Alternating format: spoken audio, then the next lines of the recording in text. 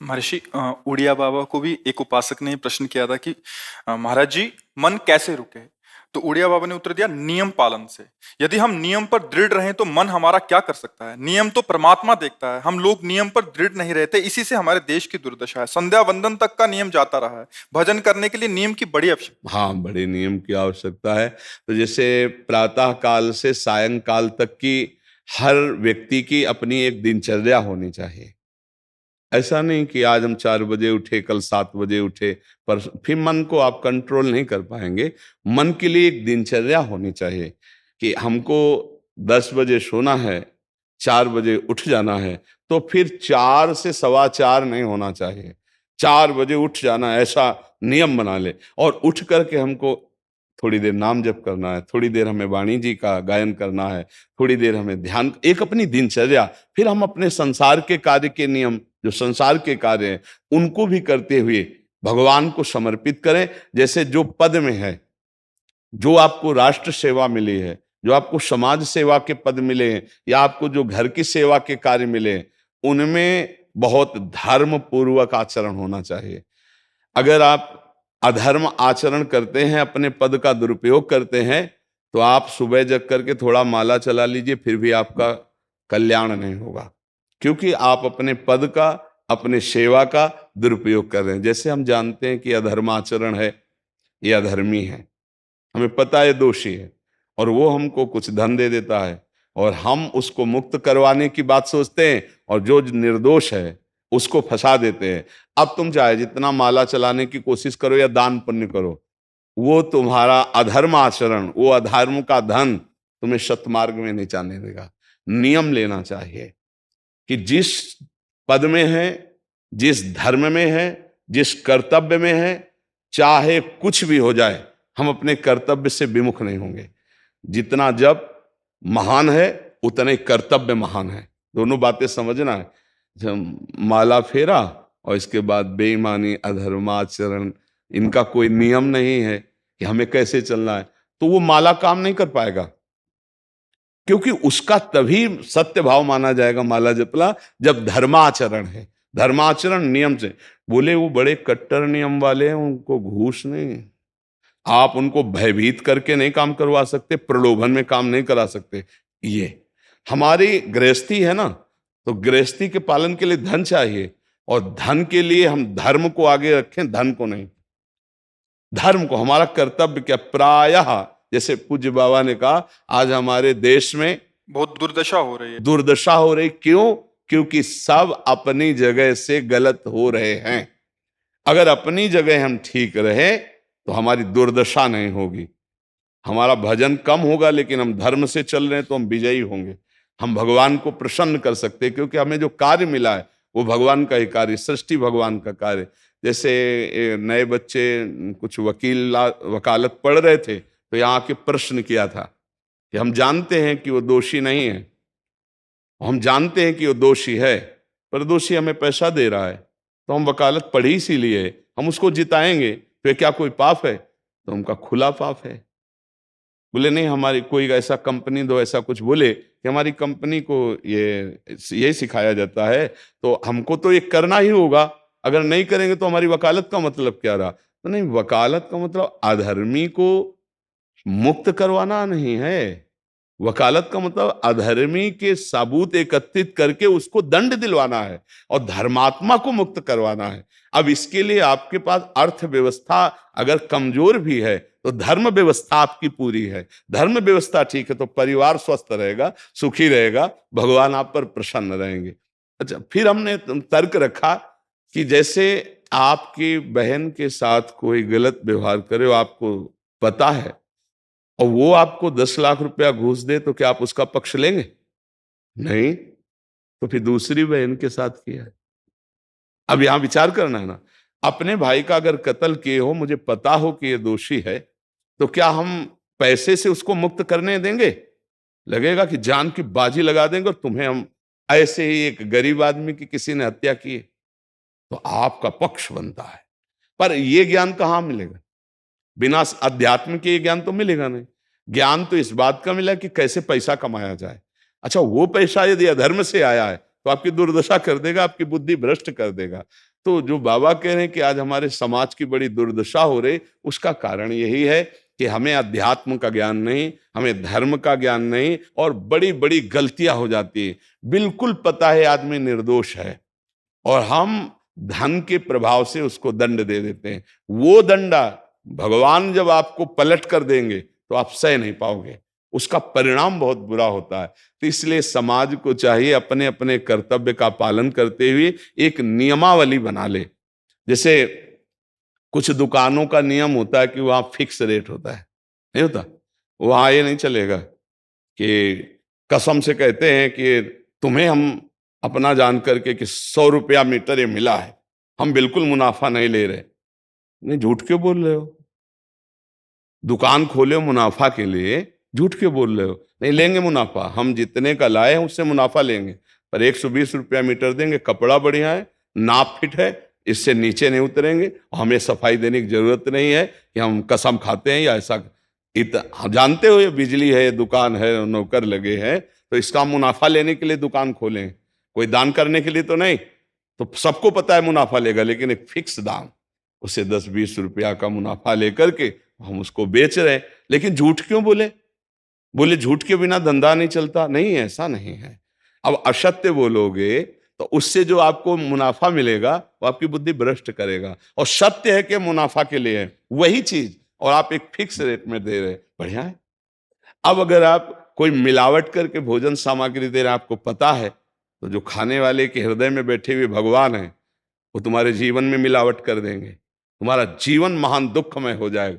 ये कहां समझा जाता है? एक आदमी सिंथेटिक दूध बना रहा है, उससे कहो ये अपने बच्चे को पिला, नहीं पिलाएगा। फिर ये दूसरे का बच्चा जब पिएगा तो उसकी हालत क्या होगी? दूसरे शरीर में जाएगा तो हालत क्या होगी? वो केवल धन की बुद्धि रख रहा है। एक आदमी घी में केमिकल मिला रहा है, एक ऐसे अभक्ष पदार्थ मिला है, वो स्वयं नहीं खाएगा, लेकिन वो होटलों में भेजा जाएगा, हजारों लाखों लोग खाएंगे, बीमारी बढ़ेगी, उसको रुपया से मतलब है।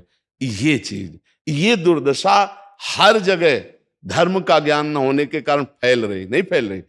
एक मरीज बीमार है, असली दवाओं में पैसे ज्यादा है, नकली दवा लेकर के असली के दाम में बेच देना, उसको बिल्कुल फायदा ना होना। लेकिन परमात्मा देख रहा है, तुम जानते हो नकली दवा है, वो तो नहीं जानता बेचारा, ज्यादा पढ़े लिखे नहीं, किसान आदमी गांव का आया है, तुमने दे दिया और उसने पैसा दिया असली के। अब वो पैसा तुम्हारी बुद्धि भ्रष्ट करेगा, तुम्हारे परिवार में कलह पैदा करेगा और तुम्हारा पतन कर देगा। ऐसे हर डिपार्टमेंट में, हर विषय में यदि हम अपने धर्म से चले, अपने सत्य से चले और थोड़ा भी भजन होगा, वो आपको उत्तम गति प्रदान करेगा। पर ऐसा कहां समझ में आ रहा? अध्यात्म के बिना भला ऐसा समझ में आएगा? तो इसीलिए कह रहे हैं हमारे देश की दुर्दशा हो रही। पूर्वजों में पहले यह था कि हमारा धर्म नहीं जाना चाहिए चाहे प्राण चले जाएं, हमारा चरित्र नहीं जाना चाहिए चाहे सर्वस्व नष्ट हो जाए। आज इसकी कोई परवाह नहीं, तो उसी से बुद्धि भ्रष्ट हो जाती है, जीवन एक पशुवत आचरण वाला हो जाता है, और वो अपने को बड़ा सुखी समझने लगते हैं कि हमारे पास बड़ा वैभव है। लेकिन प्यारे, उस दिन को याद करो जिस दिन तुम्हारा आखिरी समय होगा, ना तुम्हारा फार्म हाउस जाएगा, ना महल तुम्हारा जाएगा, ना बैंक बैलेंस जाएगा, ना कोई व्यक्ति, और ना ये शरीर। अब तुम्हारे कर्म तुमको भोगवाएंगे। उस समय की कौन याद करता है? अगर उस समय की याद हो तो भय लग जाए कि नहीं नहीं, पाप नहीं करूंगा, क्योंकि जाना है यहां से। अच्छा, कब जाना कुछ पता नहीं, किसी भी समय ट्रांसफर हो सकता है इस शरीर से।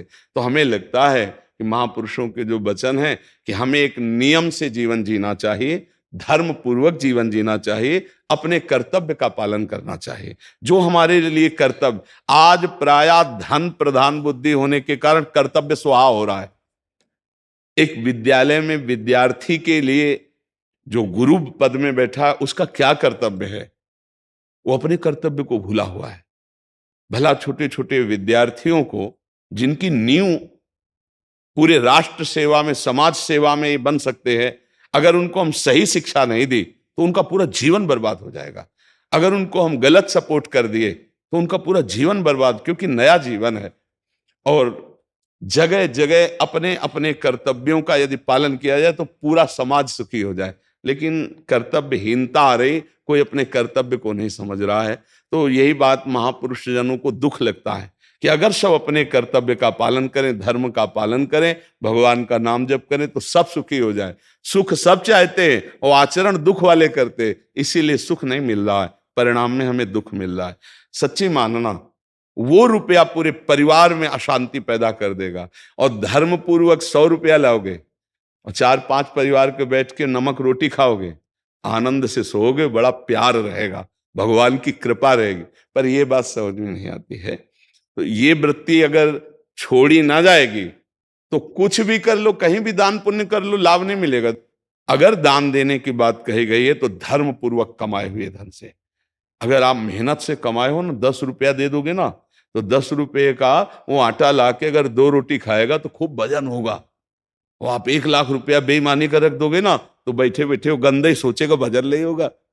उसका गंदा सोचना और आपका गंदा करना, दोनों मिल करके, उसके कारण भी तो आप बने ना, तो आपका ही पतन हो जाएगा। उसको तो भगवान बचा लेंगे क्योंकि भगवान की शरण में है। तो मुझे लगता है अधर्म के धन से कभी किसी को लाभ नहीं मिलता। तो अपने कर्तव्य का पालन करते हुए यदि नाम जप किया जाए तो बहुत जल्दी हमको लाभ प्राप्त हो जाए।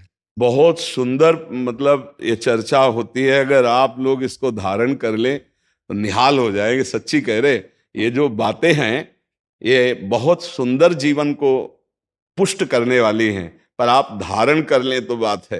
नहीं नहीं तो जैसे लाभ दिखाई दे रहा 50,000, तो ये बातें भूल जाओगे, ये बातें अच्छी नहीं लगेंगी।